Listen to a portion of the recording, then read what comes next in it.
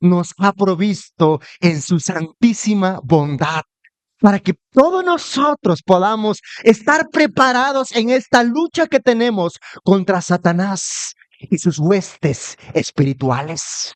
Esto nos llena de gozo, hermanos, porque no estamos desnudos frente al enemigo, no estamos desarmados. Sabemos por la Escritura que el enemigo al que nos enfrentamos es poderoso. Sabemos que Él es más fuerte que nosotros. Sabemos que Él nos puede derribar fácilmente. Por esta razón, el Señor nos ha provisto de estas preciosas armaduras, las cuales nos hacen fuertes, nos hacen capaces de enfrentarnos con el enemigo y salir victoriosos. Al colocarnos estas armaduras, al ponernos cada pieza de la armadura de Dios, no seremos vulnerables, no seremos atropellados con facilidad por el enemigo, sino que al contrario, como dice Santiago, podremos resistirle y el diablo huirá de nosotros. Por lo tanto, hermanos, el día de hoy veremos la quinta pieza de la armadura de Dios, que en este caso es el yelmo de la salvación. Usted tiene que entender, como hemos venido viendo desde el principio, esta armadura que era usado especialmente por los soldados en la época de Pablo, era algo muy importante. Era la pieza del armamento que todo soldado tenía que tener puesto. De hecho, hermano, el casco era la última pieza de la armadura que un soldado se ponía. Después de ponerse la túnica, el cinturón, la coraza, después de que se ponía el escudo, lo último que se ponía era el casco, era el yelmo.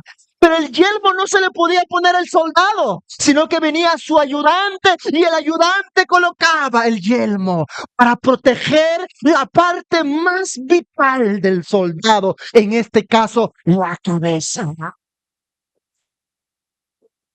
Un fuerte golpe, una fuerte caída, una flecha, cualquier arma, alguna lanza fácilmente dirigida en la cabeza podía ser mortal.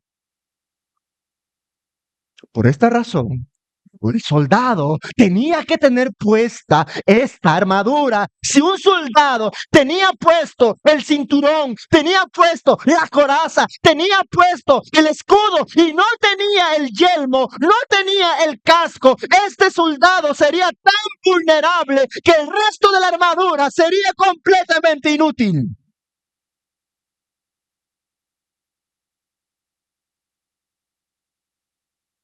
Los soldados que eran más pudientes hacían sus yelmos de metal.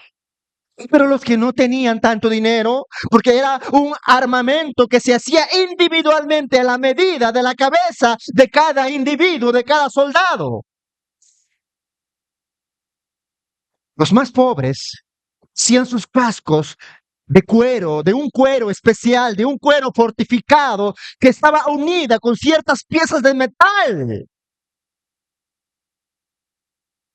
El objetivo era obvio: proteger la cabeza, proteger los sentidos.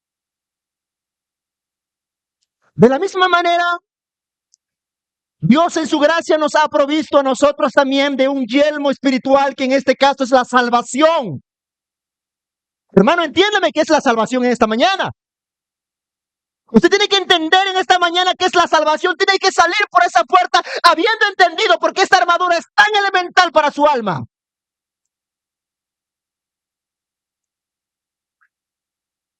Note cómo empieza el texto.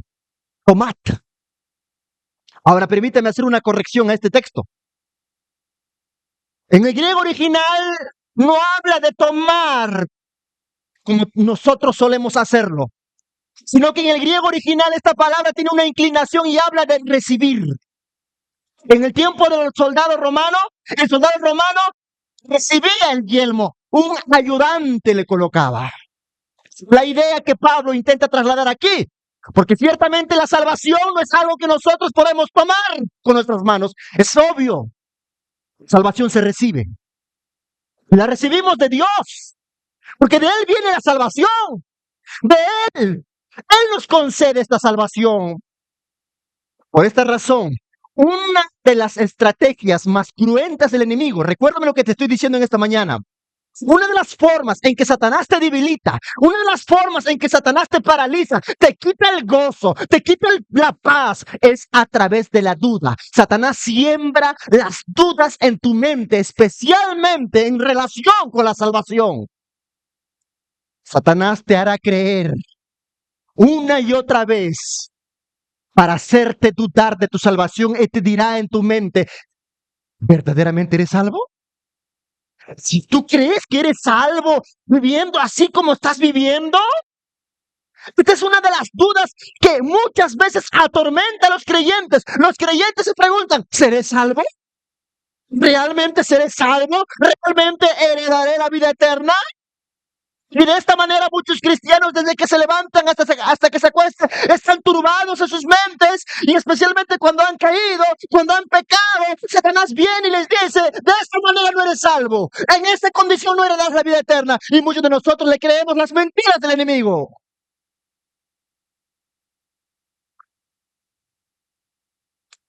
Satanás quiere que tú dudes del amor de Dios. Satanás quiere que dudes de sus promesas. Satanás quiere que dudes de su poder. Satanás quiere que dudes de su fidelidad. Satanás quiere que tú dudes de Dios mismo y de la salvación que Él te ha concedido.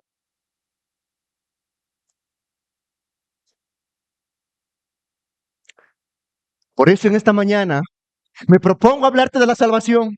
Y me propongo hablarte específicamente tal cual el texto nos habla en este caso, de que la salvación que Dios nos ha provisto es segura, de que esta salvación tan gloriosa que Dios nos ha concedido es plena, es eficaz, es suficiente para nuestra salvación. Por esta razón, hermanos, pude haber abordado este texto desde muchos ángulos, pero tenemos que ir al corazón de Dios mismo para entender la seguridad de la salvación. Cuando usted entienda que la salvación que Dios le ha concedido en su gracia, que es una salvación segura, lo entienda esto en su mente. Cuando Satanás venga y bombardee su corazón y su mente con esos pensamientos de duda, de incertidumbre, usted tiene que tener aquí en la mente este casco bien puesto, que es la salvación permanente, segura de Dios. Y usted tiene que entender que usted está en las manos de un Dios vivo y que la salvación que el Señor le ha concedido es segura.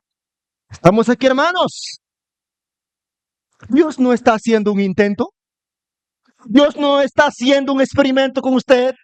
No, Dios no vino a hacer un experimento para ver si lo salva o no lo salva. No, la salvación que el Señor nos ha concedido es completamente plena. Ahora bien, la pregunta es, pastor, ¿cómo yo sé que la salvación que he recibido de parte de Dios es segura? ¿Cómo yo sé, pastor, que la salvación que yo he recibido de parte de Dios no la perderé? Pues bien, quiero responderte esto desde el corazón de Dios, abordando la Santísima Trinidad. Porque la Biblia nos enseña que la salvación es una obra del Padre, es una obra del Hijo y es una obra del Espíritu Santo. Las tres personas de la divinidad están involucradas en la salvación del hombre pecador. Esta empresa que es la salvación está sustentada de principio a fin por la Santísima Trinidad. Tanto el Padre, tanto el Hijo, tanto el Espíritu Santo están comprometidos con esta misión. ¿Y cómo el Padre puede fallar en su misión? ¿Cómo el Hijo puede fallar en su misión? ¿Cómo el Espíritu Santo puede fallar en su misión?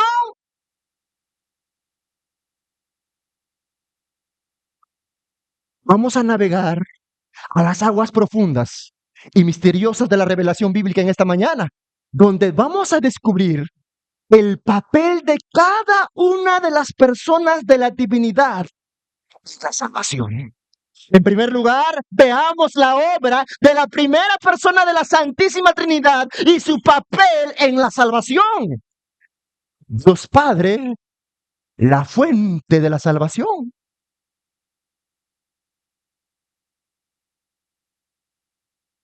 De todos los autores del Nuevo Testamento, aunque podemos quedarnos, por supuesto, en Pablo, de todos los autores del Nuevo Testamento es quizás Juan el que nos va a hablar con mayor claridad acerca de la Santísima Trinidad y especialmente cómo estas tres personas de la divinidad están involucradas en el plan de redención. El apóstol Juan nos muestra desde el principio de su evangelio que la salvación es una iniciativa de Dios el Padre. Es Dios el Padre quien inicia la salvación, quien promueve la salvación. Hay un pasaje clarísimo que nos habla de esto y es Juan 3, 16 al 17, donde Juan nos dice con claridad: de tal manera amó Dios al mundo. Y aquí Juan se está refiriendo a Dios Padre. Este ser misterioso que ha hecho, dice, ha dado a su Hijo unigénito. ¿Para qué? Para que todo aquel que en él crea no se pierda, sino que tenga vida eterna. Versículo 17, Dios no envió a su Hijo al mundo para condenar al mundo, sino para que el mundo sea salvo por él. Note lo siguiente: Dios no amó al mundo después que envió a su Hijo. No lo vaya a malinterpretar a Dios. Dios el Padre no te amó después que envió a su Hijo. Te amó, por eso envió a su Hijo. Te amó, por eso envió a su Hijo. A su propio Hijo lo envió para rescatarnos de la condición de miseria en que nos encontrábamos a causa de nuestro pecado. Tiene que entender aquí que la salvación viene del Padre. No fuimos nosotros quienes invitamos a Jesús. No fuimos nosotros quienes suplicamos que Jesús viniera. No fuimos nosotros que le sugerimos a Dios que enviara a su Hijo. No, fue la iniciativa de Dios de enviar a su Hijo por amor a nosotros. Y esto se confirma en muchas ocasiones. Jesús durante todo su ministerio recalca esta verdad y él mismo va a señalar esta verdad con mayor profundidad. Él va a decir constantemente: mi Padre me envió, mi Padre me envió, mi Padre me envió. Y esta frase de que mi Padre me envió nos habla de la iniciativa de Dios Padre para que nosotros no somos pecadores. Si Dios no hubiera decidido enviar a su Hijo, nosotros no tendríamos ninguna oportunidad de salvación. ¿Lo puede entender esto?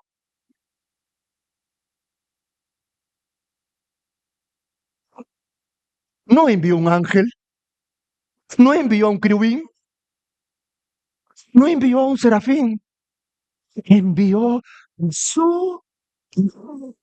a su eterno Hijo.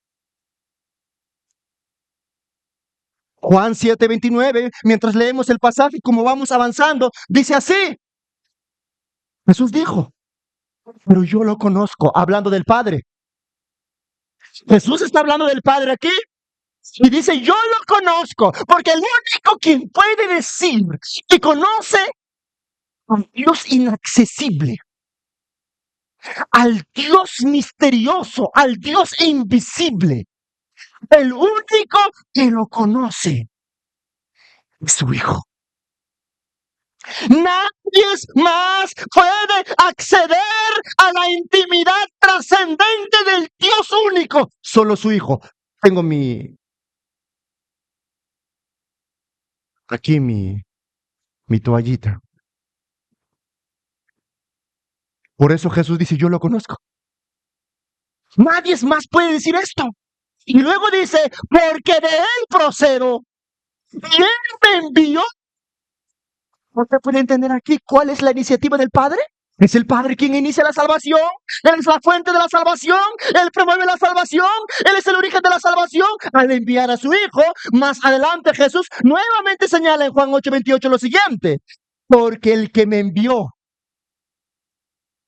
está hablando del Padre, Jesús aquí está hablando del Padre, está enseñando acerca del Padre, está enseñando acerca de su Padre. Jesús dice, porque Él, es decir, el Padre, me envió. ¿Y qué más está haciendo el Padre? Conmigo. El Padre está en el Hijo.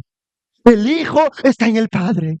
Esto no lo vas a entender, no lo vas a comprender, pero ahí está, el texto es clarísimo, porque Él me envió, conmigo está, no me ha dejado solo el Padre, dice Jesús, porque yo hago siempre lo que le haga. Usted puede notar aquí que es el Padre quien envía al Hijo. Es el Padre quien hace esta obra. Él es el iniciador de la salvación. Él es la fuente de la salvación. Asimismo, en Juan 12:49, Jesús dice lo mismo. Dice de esta manera: yo no he hablado por mi propia cuenta, dice Jesús. Por supuesto que el Padre. ¿De quién está hablando Jesús aquí? Está hablando de ese Dios inaccesible. Nadie lo conoce, solo el Hijo lo conoce, porque habita por la eternidad en su seno. Nadie más lo conoce. Por eso dice, yo no he hablado por mi propia cuenta, que me envió, pues me dio este pensamiento, lo que he de decir y lo que he de hablar. Fue el Padre quien envió a su Hijo. Él tomó la iniciativa en este plan de salvación. Él promovió esta salvación. Nosotros estábamos perdidos. Nosotros estábamos desterrados en su gloria. Nosotros vivíamos en este mundo perdidos. Y el Padre decidió enviar a su Hijo en el tiempo señalado. Por amor de nosotros nos envió a su Hijo. Por eso Juan 4:10 también dice, primera de Juan 4:10 también nos testifica esta verdad y dice así, en esto consiste el amor. Porque Dios es amor. Porque solo Él es amor. Y dice así, en esto consiste el amor. ¿En qué? No en que nosotros hayamos amado a Dios. Nosotros jamás hemos amado a Dios. No lo conocimos, no lo amamos, no lo buscamos, no fuimos nosotros quienes le mandamos una solicitud a Dios diciendo envía a tu Hijo, no. Eso nació y surgió en su corazón, su gracia, por su amor. Por eso dice el texto, en esto consiste el amor, no que en nosotros hayamos a Dios, sino que Él nos amó a nosotros y envió a su Hijo en propiciación por nuestros pecados. Ahí tú puedes ver al Padre, ahí tú puedes ver al Hijo, y aquí dice, envió a su Hijo. Envió a su Hijo. Lo hizo por amor, porque Él nos amaba. Él nos amaba. Él no nos amó desde el momento en que éramos cristianos, no. Él nos amó antes de que fuéramos cristianos. Él nos amó cuando mentíamos, nos amó cuando cometíamos adulterio, nos amó cuando íbamos tras los ídolos, nos amó cuando cometíamos maldad, nos amó cuando hacíamos violencia, nos amó cuando estábamos llenos de odio y de amargura. El Señor nos amaba. El Señor nos amó antes. Dios no amó a Pablo desde el momento de su conversión. Dios amó a Pablo cuando Pablo era perseguidor de la iglesia. Dios amó a Pablo cuando Pablo lanzaba piedras contra el justo Esteban. Dios amó a Pablo cuando Pablo echaba en la cárcel a los cristianos y los torturaba. Allí estaba el amor de Dios sobre Pablo. No fuimos nosotros los que lo amamos a Él. Él nos amó primero a nosotros. Envió a su Hijo. Mira su corazón, mira la generosidad del Padre, mira cómo el Hijo revela al Padre y dice, Él me envió. Estoy aquí por el amor del Padre. El amor del Padre se ha revelado a través de mí y yo vengo en su rescate de ustedes. Por esta razón, que una vez el Padre te alcanza a través del glorioso evangelio de su Hijo amado, No hay nada en este mundo que te pueda separar de su amor. No hay nada que te pueda separar de Él. Si Él te amó antes, cuando estabas perdido, cuando estabas desterrado, cuando eras un errante, cuando estabas perdido en tus delitos y pecados, Él te amó allí, te amaba en su Hijo. Pues ahora que ya te encontró en su Hijo, ahora te ama aún más. Por eso Romanos 8:38 al 39 dice esta ciertísima verdad. Por eso dice así Pablo, por lo cual estoy seguro, Pablo no duda aquí. Pablo no duda aquí. Pablo dice con muchísima seguridad una verdad. ¿Cuál es esa verdad? Por lo cual estoy seguro de que ni la muerte, ni la vida, ni ángeles, ni principados, ni potestades, ni lo presente, ni lo porvenir, ni lo alto, ni lo profundo, ni ninguna otra cosa creada podrá separarnos del amor de Dios. En este caso, Pablo se refiere al Padre, porque luego menciona al Hijo, que es en Cristo Jesús, Señor nuestro. ¿Hay algo que te pueda separar del amor del Padre? ¿La vida podrá separarte? ¿La muerte podrá separarte? ¿Los ángeles podrán separarte? ¿Los principados y las potestades podrán separarte? ¿Podrán separarte lo porvenir? ¿Lo alto, lo profundo? ¿Una cosa creada podrá separarte del amor de Dios? Ninguna cosa, dice Pablo. ¿Puedes entender cuán segura es su salvación? La salvación que fluye del corazón de Dios es segura. Por esta razón es que la salvación es segura. ¿Por qué? Porque está promovida por la primera persona de la Trinidad, quien decidió enviar a su Hijo para salvarnos.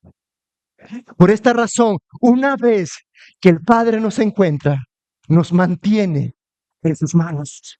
Jesús dice lo siguiente en Juan 10:27 al 30. Estas son las palabras de Cristo. Y dice así, mis ovejas, refiriéndose a los creyentes, dice así, oyen mi voz y yo las conozco y me siguen. ¿Qué hace con las ovejas? Versículo 28. Yo les doy vida temporal. No, nos da vida eterna. Y luego dice, y no perecerán. Léalo esa palabrita. Léalo. ¿No van a perecer? ¿Perecerán?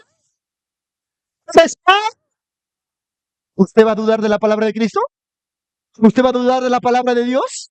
¿Usted va a dudar de esta revelación preciosa? Jesús dice, yo les doy vida eterna y no perecerán. ¿Por qué? Dice así, ni nadie los arrebatará de mi mano. Jesús está hablando de él. No perecerán jamás porque están en mi mano. Yo los sostengo a ustedes. No perecerán. Pero luego menciona al Padre y dice lo siguiente en el versículo 29. Mi Padre que me las dio. Nosotros fuimos dado por el Padre al Hijo. Dice, mi Padre que me las dio, mayor que todos es. Y luego dice, y nadie las puede arrebatar de la mano de mi Padre. ¿Podrá alguien ir a la mano de Dios y decirle, suelta a ese creyente? ¿Podrá alguien forzar la mano de Dios para arrebatarte de su mano?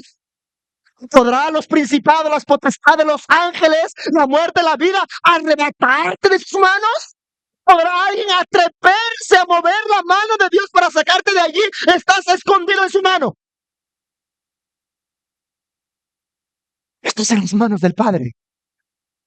Estás en las manos del Hijo. Por eso dice el versículo 30. El Padre y yo, uno. ¿Puedes entender esto, hermano? Está clarísimo aquí. Aquí vemos la Santísima Trinidad. El Padre, el Hijo, el Padre y yo, uno. Comparten la misma esencia.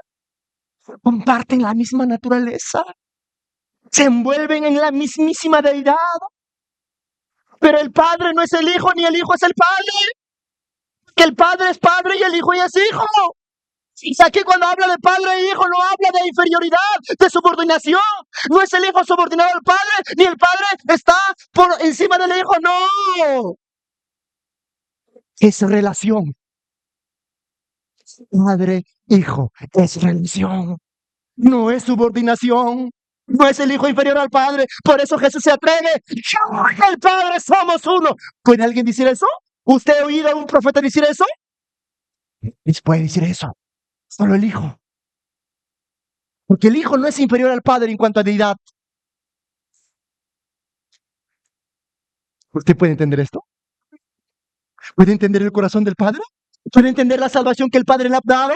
¿Puede entender la salvación que Dios le ha promovido? La salvación que Dios promueve es una salvación segura. La salvación que Dios Padre te ha dado es una salvación permanente. Por eso dice, y no perecerán jamás, porque nadie las puede arrebatar de la mano de mi Padre. La salvación que el Señor nos ha concedido es segura. Por lo tanto, cuando Satanás te diga, oye, ¿serás salvo? No creo que seas salvo, mira lo que has hecho, mira lo que has cometido, miren que has caído, no creo que seas salvo, mira lo que has hecho, tú dile, mira, ve, mi vida no depende de mí, estoy en las manos de mi Padre, Él me sostiene y lo que Él empezó en mí, lo terminará. Vete, Satanás, eres mentiroso. La salvación no solamente es segura, porque Dios lo promueve, Dios el Padre lo promueve, o Dios el Padre lo origina, sino en segundo lugar, por la obra del Hijo. Dios Hijo, el mediador de la salvación. El Padre es la fuente de la salvación, Él es el origen de la salvación, Él promueve la salvación.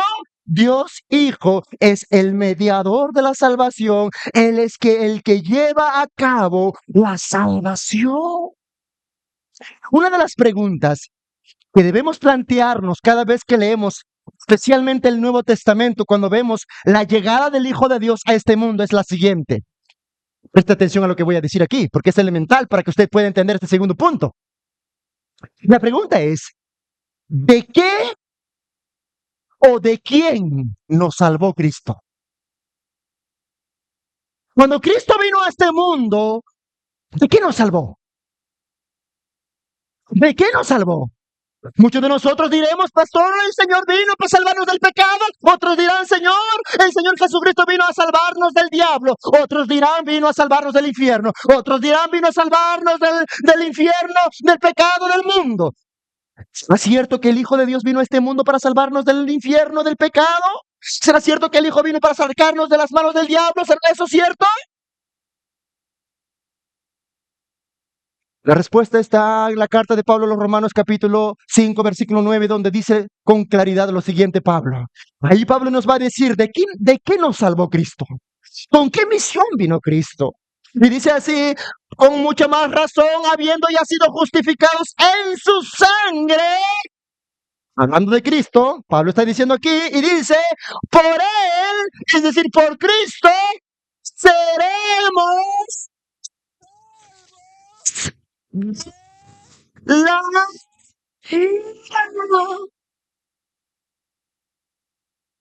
Usted no fue salvo del mundo.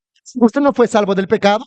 Usted no fue salvo del infierno. Usted no fue salvo del mundo. No, usted fue salvo, fue librado de la ira de Dios. Quizás alguien me puede decir aquí, pastor, discúlpeme, se está contradiciendo. Usted se acaba de decir que Dios nos ama. Usted acaba de decir que Dios es amor.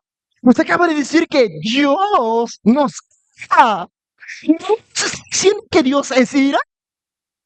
Hermano, usted tiene que entender que Dios no solamente es amor, sino que también Dios es santo y Dios es justo, y en su santidad y en su justicia Dios repudia todo acto de pecado. El carácter santo de Dios lo hace a Él inaccesible al pecado. El pecado no puede estar cerca de Él. Por lo tanto, Había un dilema aquí. Por una parte, el amor de Dios se quiere desbordar a nosotros, pero por otra parte está la justicia de Dios que demanda castigo. Y el castigo que nosotros merecíamos por nuestro pecado es la condenación eterna. Y como Dios es juez justo, tenía que condenarnos, pero por una parte, Él nos ama. Había una tensión en el ser de Dios entre el amor de Dios y la ira de Dios en favor de los culpables pecadores. ¿Y cómo solucionar esa tensión? Ahora, usted tiene que entender que la ira de Dios no es esa especie de venganza, esa especie de un momento a otro se vuelve loco Dios y comienza a fulminar a todos. No, esa no es la ira de Dios. La ira de Dios es la santa reacción de Dios contra el pecado. La ira de Dios es el repudio, el asco, la abominación de Dios, todo lo que tiene que ver con el pecado. Todo lo que es pecado enciende su ira. Todo lo que es pecado provoca su ira. Desobediencia a sus leyes, desobediencia a sus mandatos, desobediencia a sus santas normas morales, enciende y provoca la ira de Dios. Y Dios en su justicia tiene que sentenciarnos.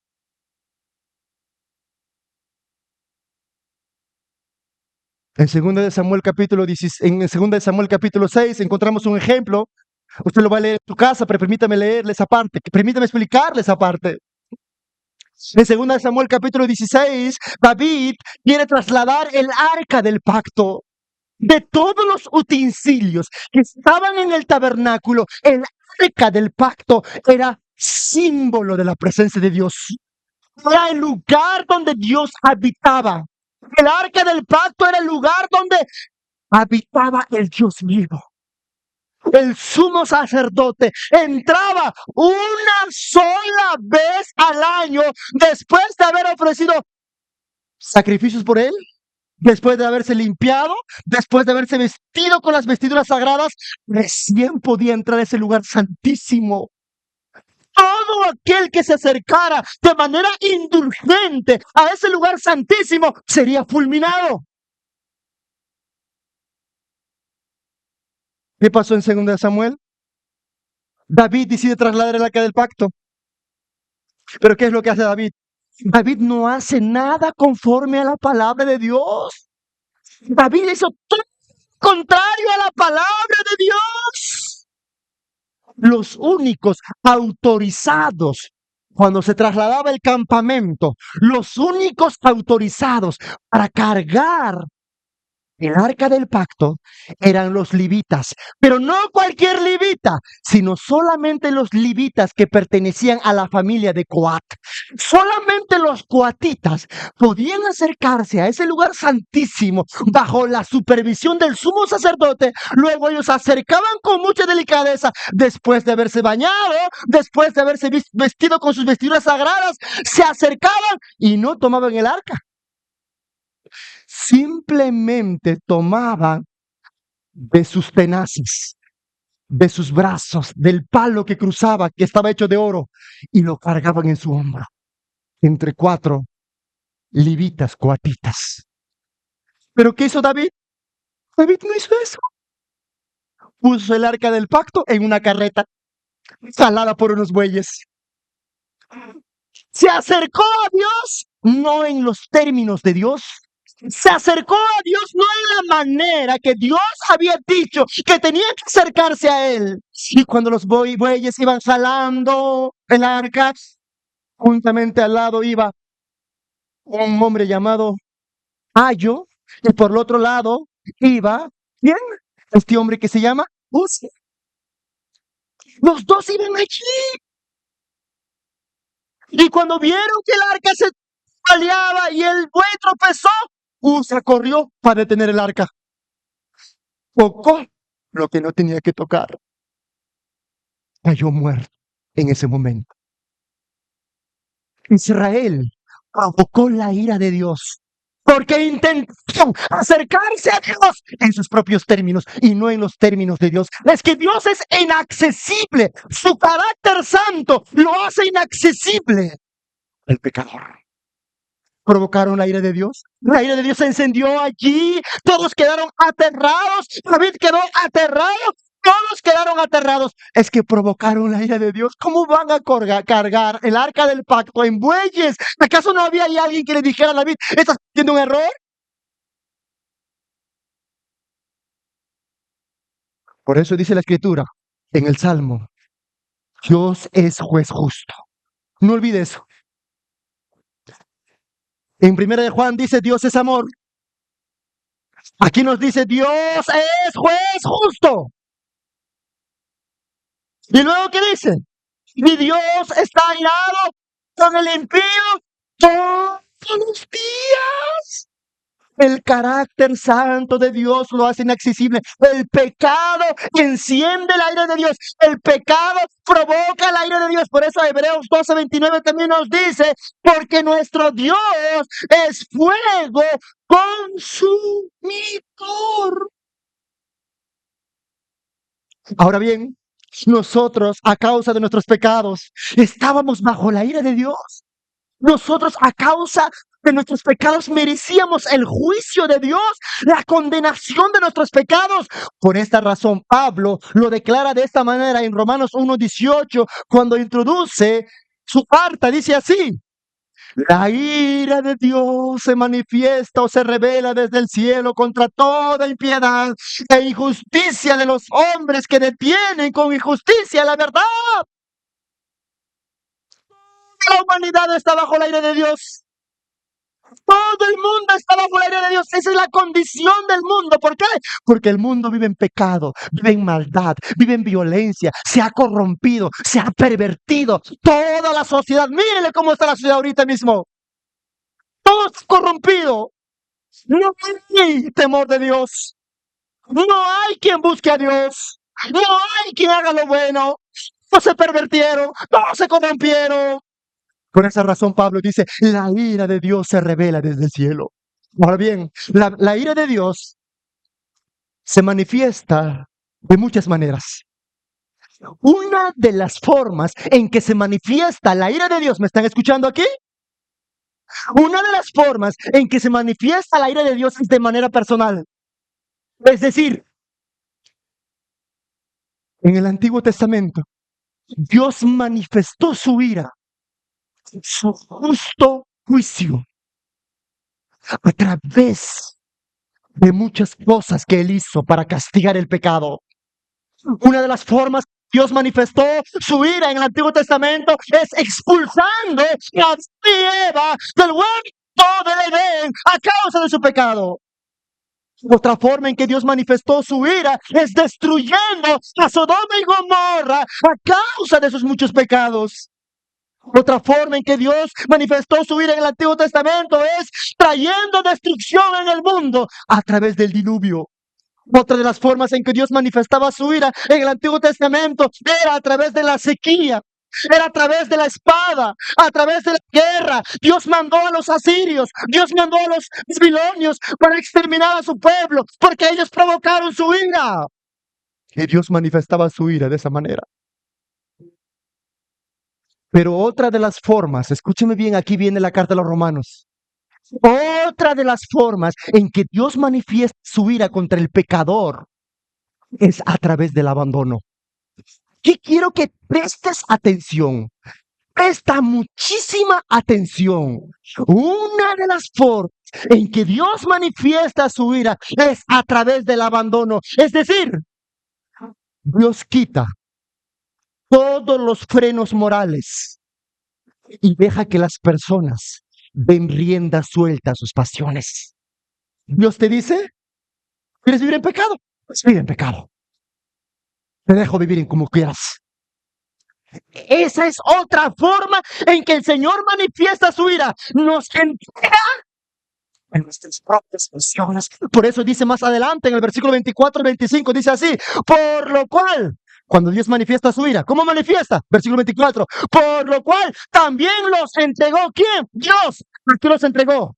A la inmundicia, a los apetitos de sus corazones, de modo que deshonraron entre sí sus propios cuerpos, ya que cambiaron la verdad de Dios por la mentira, honrando y dando culto a las criaturas antes que al Creador, el cual es bendito por los siglos. Amén. Aquí dice el versículo 24, también Dios los entregó, es decir, los abandonó, los dejó a su suerte, dejó que los hombres hicieran lo que quisieran. ¿Y a dónde llegaron? Los hombres llegaron a adorar a las criaturas antes que al Creador. La humanidad se corrompió, rendiéndole culto a las imágenes antes que al Creador. Pablo continúa en el versículo 26, ¿a qué más nos entregó Dios cuando nos abandonó? Versículo 26 dice, por eso Dios los entregó a pasiones vergonzosas, pues aún sus mujeres cambiaron las relaciones naturales por las que van contra la naturaleza, sexo mujer con mujer. Del mismo modo, también los hombres, dejando la relación natural con la mujer, se encendieron en su lascivia unos con otros, la homosexualidad. La homosexualidad no es de hoy, es desde los tiempos de Pablo, es desde los tiempos de Abraham. Es un pecado horrendo. Y de alguna manera Dios frenaba eso. De alguna manera Dios frenaba eso en el mundo. Dios en su vida dijo, ya los dejaré. Den rienda suelta a lo que quieran. ¿Y a dónde llegó la humanidad? ¿A dónde está llegando ahora la humanidad? Ahora la vida no vale nada. Ahora el hombre no sabe si es hombre o mujer.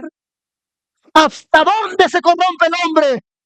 Cuando Dios quita el freno. Versículo 27.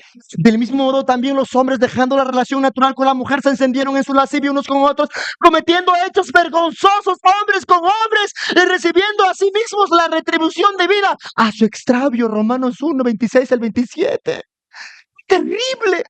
El ser humano se desenfrenó, se corrompió y se pervertió sexualmente. Pero Pablo continúa y dice en el versículo 28 al 31 de la siguiente manera, como ellos no quisieron tener en cuenta a Dios, el hombre no quiso a Dios, Dios los entregó, los abandonó, dice en el griego, los dejó a una mente depravada. ¡Wow! Cuando nuestra mente no está iluminada por Dios, la mente se pervierte.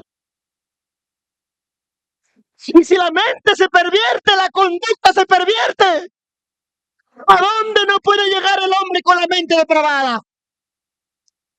Puede tener sexo con un animal, puede tener sexo con un muerto, puede tener sexo con quien quiera. Comete todo tipo de actos de violación y de injusticia. ¿A dónde no llegaríamos o no hemos llegado nosotros también?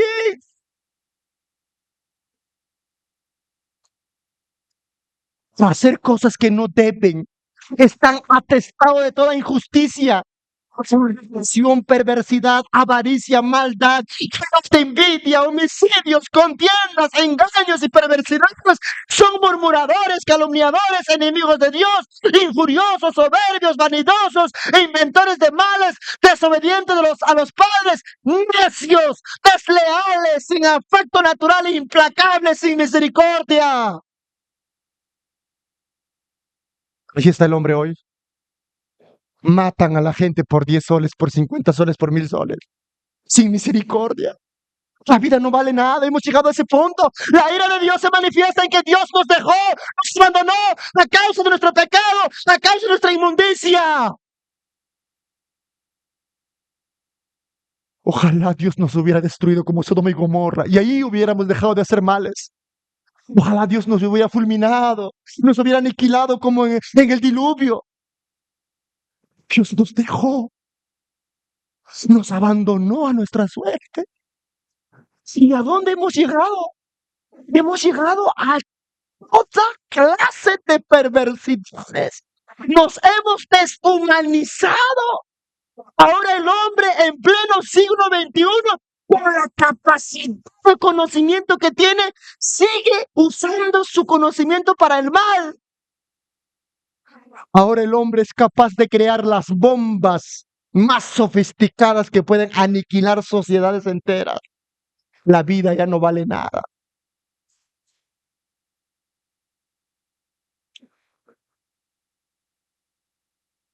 Por esta razón, había una tensión dentro de Dios. Una tensión. No diré conflicto. Una tensión entre su amor y entre su justicia. Si Dios en su amor nos extendía el perdón y pasaba por alto su justicia, Él dejaba de ser justo. Si Él en su justicia nos condenaba, dejaría su amor a un lado. Por eso había una tensión dentro de su ser entre su amor y entre su ira por los pecadores culpables. La pregunta es, ¿cómo se resuelve este dilema? ¿Cómo se resuelve esto? Te lo pongo de la siguiente manera, para que tú entiendas un poquito esto.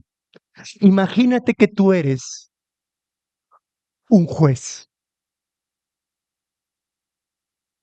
pero no eres esa clase de juez que tenemos ahora, sino que eres un juez justo. Un día a uno de tus hijos lo agarran cometiendo un delito. Tu hijo lo agarran cometiendo un grave delito. El fiscal tiene pruebas fehacientes de los delitos que tu hijo ha cometido. Hay videos, hay fotos, la prueba es abrumadora. Tu hijo es culpable.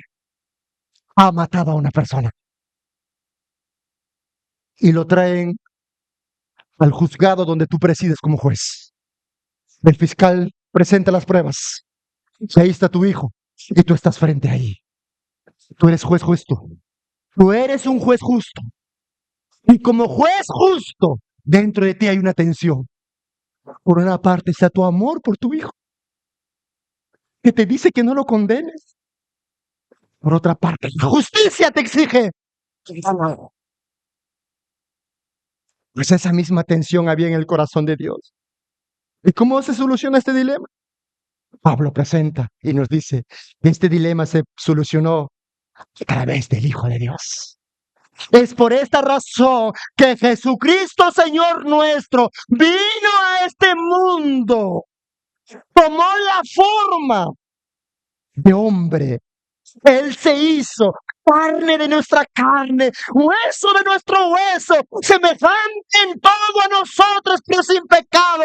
Él vino para salvarnos de la ira de Dios. Él vino para cargar los pecados de la humanidad y recibir Él el castigo que nosotros merecíamos.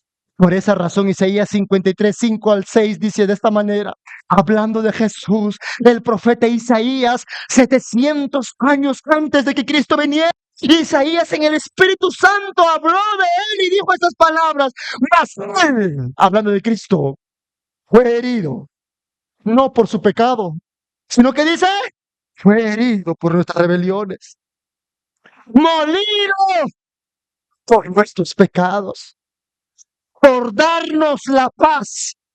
¿Qué sigue ahí? Cayó sobre él. ¿Cayó sobre Cristo? Jesucristo vino. Y el castigo que nosotros merecíamos por nuestros pecados, el castigo que nosotros merecíamos, la ira de Dios que estaba sobre nosotros a causa de nuestros pecados, Él fue nuestro sustituto. Él fue nuestro sustituto. Él tomó nuestros pecados, los cargó sobre sí y todo el juicio de nuestros pecados cayó sobre él. La justicia de Dios que demandaba juicio y justicia cayó sobre el Hijo. Por eso dice así el texto, por darnos la paz cayó sobre él el castigo y por sus llagas fuimos nosotros curados. Todos nosotros nos descarriamos como ovejas, cada cual se apartó por su camino. Mas Jehová cargó en él el pecado de todos nosotros. ¿Lo puedes entender? El pecado Todos nosotros, los creyentes, no del mundo, de los creyentes, cayó sobre Cristo. Permíteme explicarte esto. Ningún hombre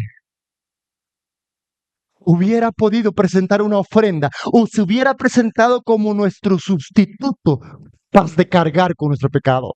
Ni siquiera un ángel, ni siquiera un serafín hubiera podido soportar la carga de nuestros pecados. Nuestro pecado y su peso abominable hubiera aplastado a un ángel. No lo hubiera podido soportar. El soportar era Cristo, porque Él es Dios y hombre. Por esa razón dice en Juan 3, 24 al 25 también dice, y son justificados gratuitamente por su gracia mediante la redención que es en Cristo Jesús, a quien Dios puso. Esto es maravilloso. A quien Dios puso. ¿Cómo no puso Dios a su Hijo? Como propiciación por medio de la fe en su sangre. ¿Para qué? Para manifestar su justicia. Oh, glorioso, a causa de haber pasado por alto en su paciencia los pecados. Dios.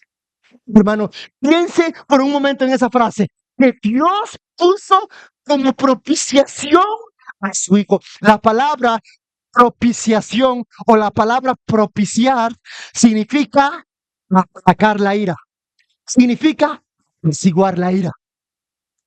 Como nosotros estábamos bajo la ira de Dios, merecíamos su ira. La ira de Dios tenía que ser apaciguada. ¿Cómo apaciguar la ira de Dios? El Hijo de Dios en la cruz del Calvario, al cargar nuestros pecados, al cargar con nuestro juicio, al cargar con nuestra condenación, Él presentó su vida como sacrificio vivo, a través del cual apaciguó la ira de Dios. En pocas palabras, la justicia de Dios fue satisfecha. La justicia de Dios que demandaba juicio y condenación para nosotros fue satisfecha cuando Dios entregó a su Hijo públicamente ante la vista del mundo y fue crucificado en la cruz del Calvario como si fuera un vil pecador, y lo hizo en favor de nosotros. Ahora, si la justicia de Dios y la ira de Dios provocada por nuestros pecados no hubiera sido apaciguada por el sacrificio de Cristo, nosotros tendríamos que apaciguar la ira de Dios. ¿Y cómo hubiéramos apaciguado la ira de Dios? Ni siquiera pasando toda la eternidad en el infierno hubiéramos podido satisfacer la justicia de Dios ni apaciguar su ira. Ni siquiera estando en el infierno. El único que fue capaz de soportar esto fue el Hijo de Dios.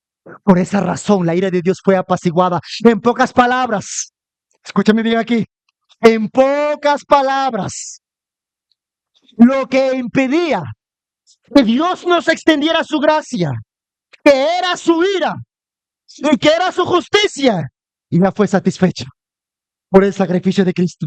Y ahora, como todo lo que tiene que ver con nuestros pecados ya fue puesta sobre Cristo, ahora el amor de Dios fluye en favor de nosotros. Ahora el perdón de Dios y su amor se desborda sobre nosotros cuando creemos en su Hijo Jesucristo. Por eso Juan 3:36 dice de la siguiente manera: el que cree en el Hijo, ¿qué tiene? Vida eterna. Participas de la divinidad, porque el único quien tiene vida eterna, ¿quién es? Dios. El único quien tiene vida eterna, el único que es eterno es Dios. Cuando Jesucristo quitó el pecado y tú crees en Cristo Jesús, crees en su obra expiatoria, crees en su sacrificio, dice la Biblia, el que cree en el Hijo tiene vida eterna. Ahora viene lo contrario. Pero el que rehúsa creer en el Hijo, el incrédulo, el que rechaza el Evangelio, el que rechaza la salvación, el que rechaza la obra de Cristo en la cruz del Calvario, dice, no verá la vida, sino que aún continúa ¿en qué? Bajo la ira de Dios. ¿Notas de qué nos libró Cristo? Él vino a librarnos de la ira de Dios.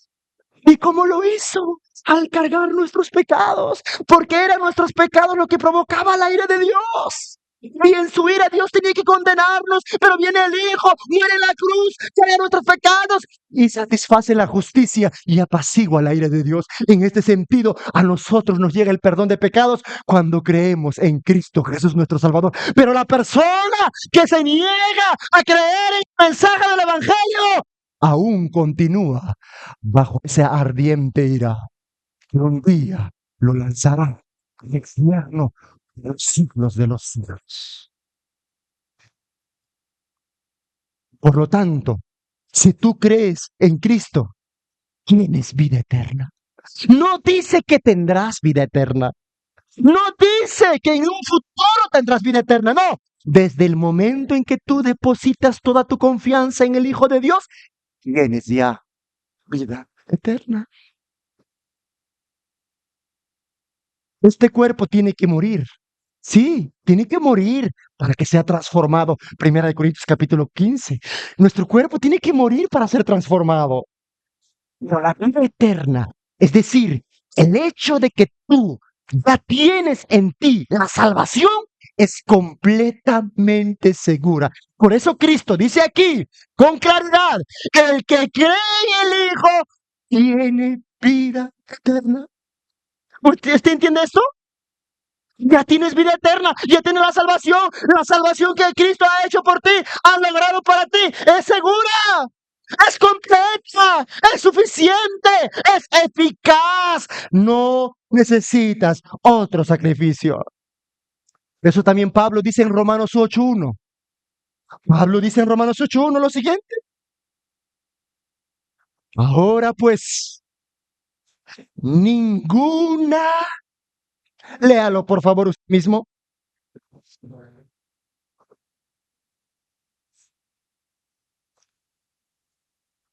¿Está aquí, hermano?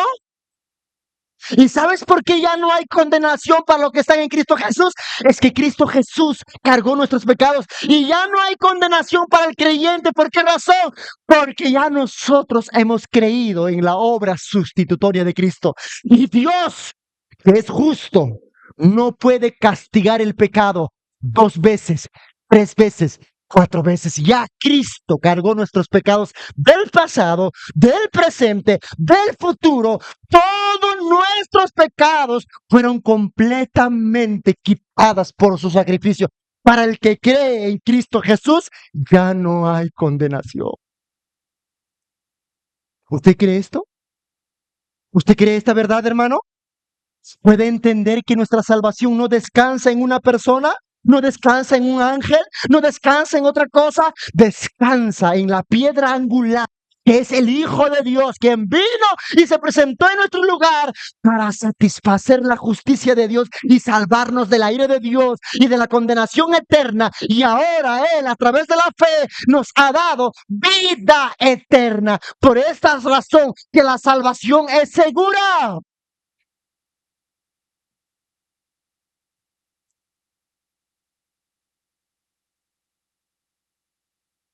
En tercer lugar, veamos Dios Espíritu Santo,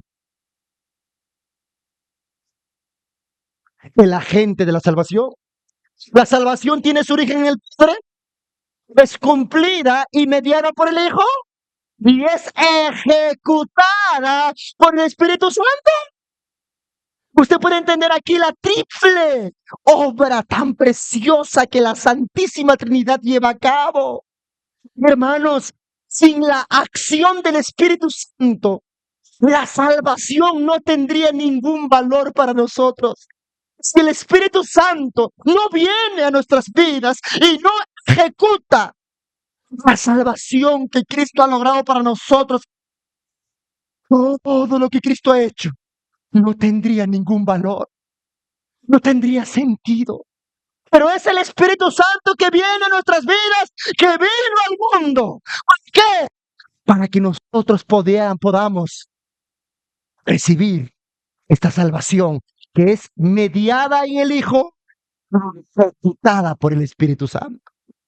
Por esa razón, Juan 16:7 dice, Jesús dijo de esta manera, pero yo os digo la verdad, os conviene que yo me vaya, porque si no me fuere, o no me fuera, ¿qué dice? El Consolador no vendrá a vosotros, mas si me fuere, os lo enviaré. En Pentecostés, el Espíritu Santo vino con poder. Note lo siguiente. La obra de Jesús en la cruz es cósmica. La obra y el descenso del Espíritu Santo en Pentecostés también es cósmico. El Espíritu Santo vino a ejecutar, a llevar la salvación y a aplicarla en la vida de todos los creyentes. Por esta razón que el Espíritu Santo ejecuta la salvación de tres maneras. Primero, nos muestra a Cristo. Lo primero que hace el Espíritu Santo en este mundo es llevarnos a Cristo, es hacernos ver la necesidad de Él. Juan 16:7-8 dice, pero yo os digo la verdad, os conviene que yo me vaya, porque si no me voy, el Consolador, el Espíritu Santo, no vendrá a vosotros, pero si me voy, os lo enviaré. Y cuando Él venga, ¿qué es lo que hará? Convencerá al mundo de pecado, de justicia y de juicio. Hermano mío, no es nuestra predicación lo que convence. No es nuestra súplica lo que convence al pecador. No es nuestra acusación lo que logrará convencer al hombre de que está en pecado. No es nuestras palabras. No es nuestra estrategia. No es lo que hagamos lo que convencerá al hombre de su pecado y su delito. Es el Espíritu Santo quien convence al hombre, quien lo regenera, le da fe, le da arrepentimiento. Si el Espíritu Santo no actúa, por más que hables, por más que supliques, por más que grites, el hombre que es duro de corazón no se va a convertir.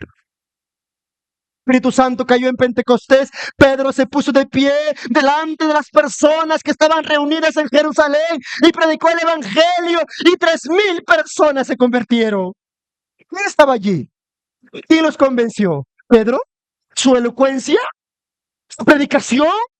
¿Sus gritos? No, fue el Espíritu Santo que convenció de sus pecados y delitos a esas 3,000 personas. Por esa razón que esas 3,000 personas fueron y creyeron en Cristo Jesús. Lo segundo que hace el Espíritu Santo es que nos une a Cristo. No solamente nos convence de nuestra necesidad de Él, no solamente nos muestra a Cristo, no solamente nos hace ver nuestro pecado y nos lleva a Cristo, nos regenera y nos da la fe, sino que sobre todas las cosas, miren aquí lo que vamos a ver, el Espíritu Santo nos une a Cristo. Versículo 16, 13, 15 del capítulo 16 de Juan dice así, pero cuando Él, el Espíritu de verdad venga, los guiará a toda la verdad, porque no hablará por su propia cuenta, sino que hablará todo lo que oiga y les hará saber, mira lo que hace el Espíritu Santo, les hará saber lo que habrá de venir. Versículo que sigue, Él me glorificará porque tomará de lo mío y os lo hará saber a ustedes. Aquí viene la Santísima Trinidad, otra vuelta. ¡Oh, qué precioso! Todo lo que tiene el Padre, Jesús dice, es mío, segunda persona. Por eso les digo que Él, el Espíritu Santo, tomará el mío, pero también tomará del Padre. ¿Y qué hará? Y se los hará saber todos ustedes. ¿En qué consiste la salvación? La salvación consiste en que el Espíritu Santo es el pegamento que nos une al Hijo. Todo lo que el Hijo tiene, que también es del Padre, viene a nosotros. Su justicia, su santidad, todos sus pensamientos, todo lo que es el Hijo, su perfección, todo lo que Él ha logrado, es nuestra. Por esa razón es que nosotros estamos en Cristo. Por eso Pablo dice, ya no vivo yo, mas Cristo vive en mí. ¿Por qué? Porque ahora nosotros somos uno con el Hijo. El Espíritu Santo nos une al Hijo, pero no solamente para recibir los beneficios salvíficos del Hijo. Ojalá solamente nos diera los beneficios. No, no nos da los beneficios solamente, sino que nos da de Cristo mismo. No entendieron eso, ¿verdad? ¿Entendieron lo que dije?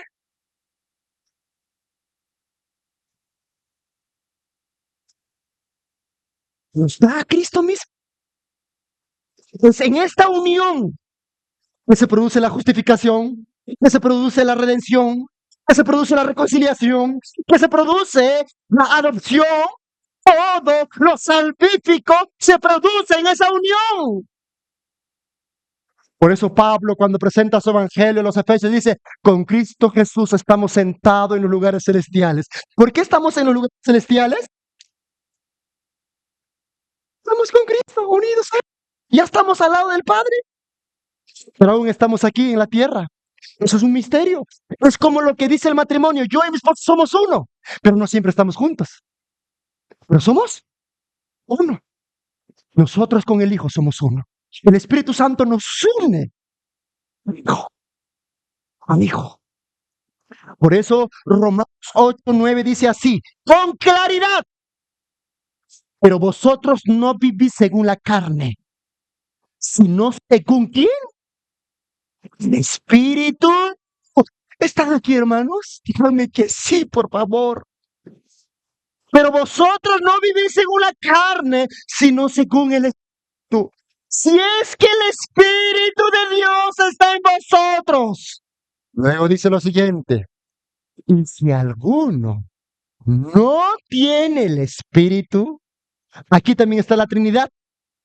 Primero dice Espíritu de Dios, porque el Espíritu Santo procede del Padre, procede del Hijo, no en existencia, no en origen, por cuanto el Espíritu Santo es Dios, y como es Dios, comparte la eternidad con el Padre, comparte. Aquí cuando el Espíritu Santo habla de procedencia, no habla tampoco de que el Espíritu Santo sea inferior al Hijo, inferior al Padre, no, está hablando de relación, de procedencia, de relación. Ahora bien, cuando habla de esto, dice lo siguiente. Mire lo que dice Pablo. Por un lado, Pablo nos dice, el Espíritu Santo es el Espíritu de Dios, refiriéndose al Padre. Pero por otro lado nos dice que este Espíritu Santo, ¿de quién es? De Cristo. Porque procede del Hijo y procede ¿de quién? Del Padre. ¿Y qué hace esto? Dice lo siguiente. Y si alguno no tiene el Espíritu Santo o el Espíritu de Cristo, no es de él. ¿Puedes estar en la iglesia 1000 años? ¿Puedes envejecer en la iglesia? Si tú no tienes el Espíritu Santo en tu vida, usted no pertenece a Cristo. Porque todo el que pertenece a Cristo ha sido pegado a Cristo por el Espíritu Santo. Por eso eres de Él, le perteneces a Cristo, le perteneces a Él. Y si le perteneces a Cristo, le perteneces al Padre. Por eso también Pablo dice de la siguiente manera en Efesios 4:13 al 14, dice de la siguiente manera, hermano, la hora me gana, gloria a Dios, mira, ¿ve? Dice así, en Él también vosotros, habiendo oído la palabra de verdad, la predicación del Evangelio, el Evangelio de vuestra salvación, y habiendo creído en Él, ¿qué pasó? ¿Qué ocurrió? Fuiste sellado con el Espíritu Santo de la promesa. El Espíritu Santo te selló. No te selló el Espíritu. No, no, no, no, no. El Espíritu Santo es el sello. Él es el sello. Dice el texto, fuiste sellado con el Espíritu Santo. Cuando el Espíritu Santo vino a habitar a tu vida, vino a habitar a tu corazón, vino a morar en ti, en ese momento fuiste sellado. Y cuando fuiste sellado, eso significa que ahora eres propiedad de Cristo. Le perteneces a Dios. Eres una persona que ya no te perteneces a ti mismo, ni le perteneces al mundo, ni le perteneces al pecado, ni le perteneces al diablo. Le perteneces ¿a quién? A Cristo. Versículo 14, por eso dice que es las arras, es decir, la garantía de nuestra herencia. La llenura y la habitación del Espíritu Santo en nuestras vidas, ¿qué es? Es la garantía de que seremos herederos de la salvación, de la posesión adquirida, a alabanza de su gloria. El Espíritu Santo en la vida del creyente garantiza que es persona, pertenece al Hijo de Dios. Porque tanto es el Espíritu Santo quien nos preserva hasta el final. Porque una vez que ya te unió con Cristo, ¿quién te puede separar de Cristo? ¿Quién te puede separar de Cristo? Si ya estás sellado, si ya estás en Cristo, tienes su justicia, tienes su santidad, tienes todo lo que Cristo tenía, eres heredero con Cristo. ¿Por qué eres heredero con Cristo? Porque el único heredero era Cristo. Pero como te unieron a Cristo, eres coheredero. ¿Entiendes esto? ¿Quién lo hace? El Espíritu Santo. ¿Y cómo lo sé, pastor? Por los frutos. Por esa razón, la tercera obra del Espíritu Santo que Él hace es que nos moldea a Cristo. Él nos lleva a Cristo. El trabajo del Espíritu Santo en esta tierra es la santificación. Ahora, presta atención a lo que te voy a decir. Cristo, al morir en la cruz del Calvario, nos libera de la culpa del pecado, por cuanto Él asume el castigo. El Hijo asume el castigo. Nos libera de la culpa del pecado. Pero el Espíritu Santo no nos libera de la culpa, porque eso es una obra del Hijo. Lo que hace el Espíritu Santo no es liberarnos de la culpa del pecado, es decir, del castigo. No. Lo que hace el Espíritu Santo es liberarnos del poder del pecado. El pecado va a ir perdiendo en nosotros su dominio en la medida en que nosotros nos sometamos más y más a la guía y a la autoridad y al dominio del Espíritu Santo. Cuando el creyente vive en el Espíritu, nosotros seremos moldeados a la imagen del Hijo de Dios, a esa restauración plena, a la altura, a la estatura de Cristo Jesús. En pocas palabras, escúchame bien lo que te voy a decir.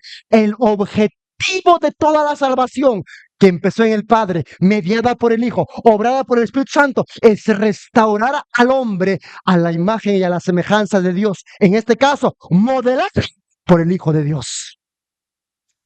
Por esa razón, Romanos 8:29 dice así: a los que antes conoció, también los predestinó para que fueran.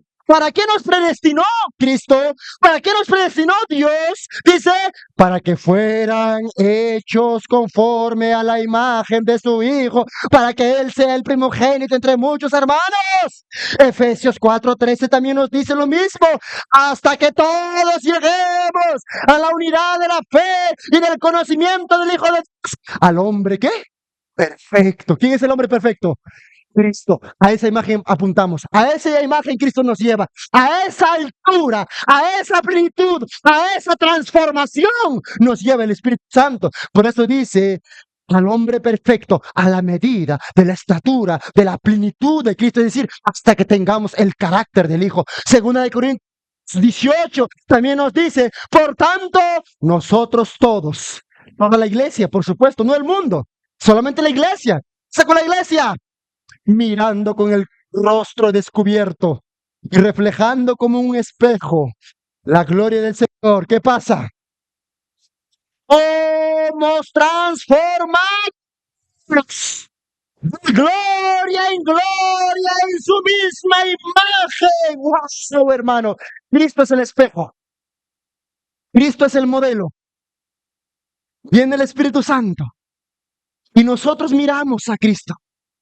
Y a esa imagen, a ese modelo, en pocas palabras, imaginemos que yo soy un carpintero, quiero hacer una mesa, pero alguien me dice, este es el modelo. Yo tengo que mirar a la mesa, y copiar el modelo, la medida, la estatura, el tamañito. Todo lo voy copiando, lo voy haciendo conforme a esa medida. El Espíritu Santo hace esa obra en nosotros, nos moldea, nos transforma, trabaja en nosotros a través del sufrimiento, a través del dolor, a través de muchas cosas en este mundo, usando aún el mal para nuestro propio bien.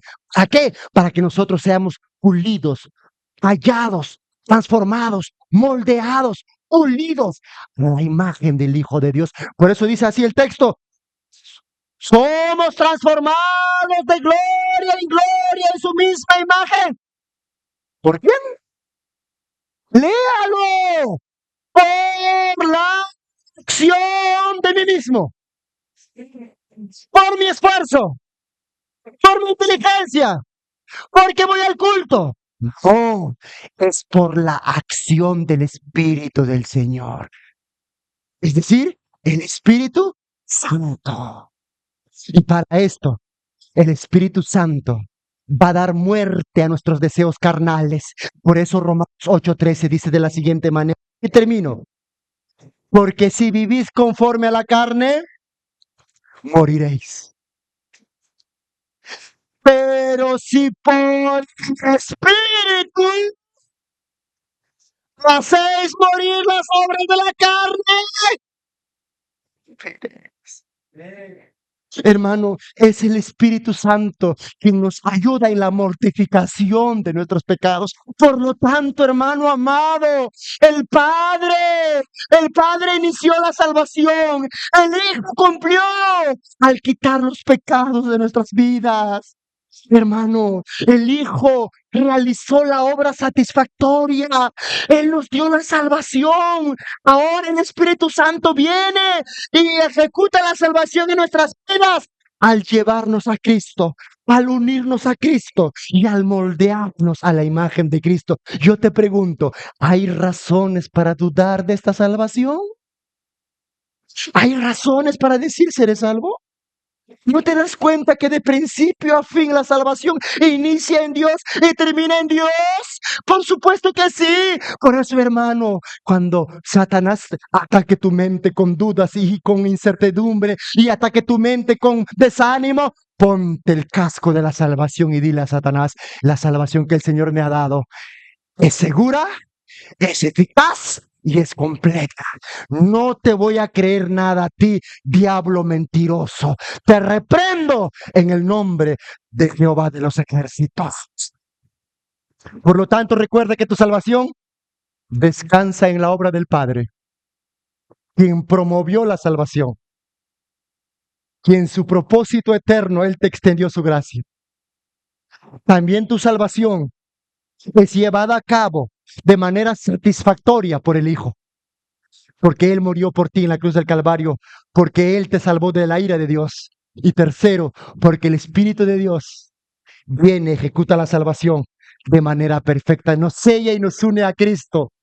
Oh, ahora tú y yo somos coherederos. Coherederos. Eso es todo lo que hoy quería decir los hermanos. Alabado sea el nombre del Señor.